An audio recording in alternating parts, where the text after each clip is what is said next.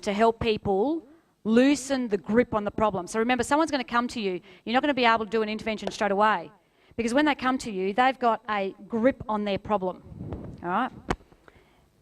And they're not going to let go because they've had that problem for so long. It's a massive problem to them, all right? They're not going to let it go. So the purpose of what we're learning now, all the things that we've learned so far, is about allowing them to just loosen the grip on that problem. And when they loosen the grip on the problem, when we go through and do the other interventions that you're going to learn over the 7 days, then that problem can drop away. But until you loosen that grip, it's not going to be possible. So everything we've done to now is loosening the grip, including the next sections, all right? So that's the whole purpose of what we're learning. How do we loosen the grip on someone's problem? Because when people have a problem, they hold on to it hard and fast. No. And that's what they do. They come to you and they say,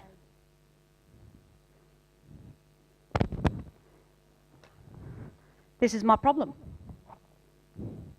I've got a really big problem. I'm one of 5 people in the entire world with this problem. I mean, they call me Cherry, for goodness sakes.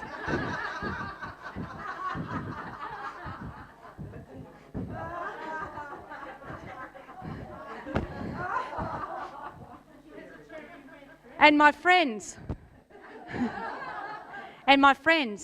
only know me as Cherry with this problem. Now, I know you're all sitting there saying to me, oh yeah, you understand my problem. You know, you say all the right things going, look, I can help you with your problem. But you know what? You have no idea what my problem is. You have no idea how you can help me with my problem. I mean, you say you do, but really, until you lived it and walked in my shoes, you can't possibly know what my problem is. And I know, you know, I have all these do-gooders out there who say, you know, go and see this fantastic chick who knows NLP and timeline therapy and hypnosis. She can help you. But they have no idea. I'm one of 5 people in the world with this problem. And if I went to her and if I did change, my friends wouldn't know who I was. Who would I be if I didn't have my problem? Who would I be if I didn't have my problem? My problem makes me unique and special. And I know, you know, people will say to me, but you're special without your problem. You're unique without your problem. You're an individual. But how do I know that? I know I'm that with my problem. And then people come to me and say, oh, you're amazing. Look at that, you have a chair on your shoulder and you can still do all those things you do. So who would I be without my problem? It's scary. And I know you all think, well, just put the bloody chair down. But you know what? You have no idea what it's like for me. No one has a problem like I have. I'm only 1 in 5 people in the world with this problem. You know, I have found though, it's hard to go out on a date because like most restaurants have low lights. It's hard to sit down. I really can't use a knife and fork. So eventually that got too hard for me and I thought, you know what, maybe I'll go and see this bird and allow her to help me so I can let go of my problem. But you know what? Who will I be if I'm not Cherry?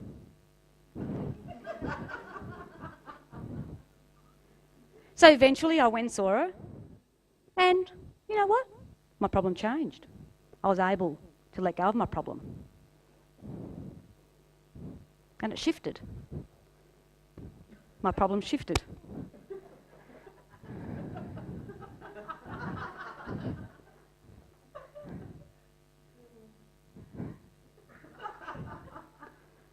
I still found it hard to go out on dates.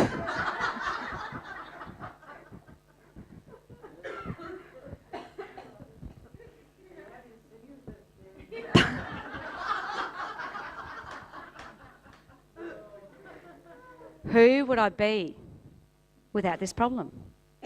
My friends only know me with this problem. Who would I be?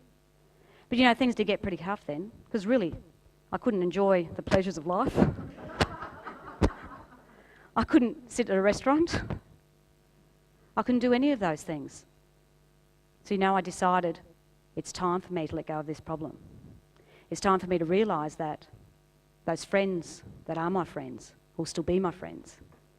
They'll still know me as Cherry. They'll appreciate me for who I am. They'll still say to me, I can't believe how you do those things. So eventually, I thought, I'll let my problem go. But I still held on to it for a little while because I couldn't just quite let go, because who would I be? Who would I be without this problem? But eventually I realised that I'm more than my problem. I've got so much more than my problem. And decided that I'm going to live my life to the full and play 100%. Because I've only got a limited time here. I'm going to make the most of it. And I decided, I don't need that. And let it go.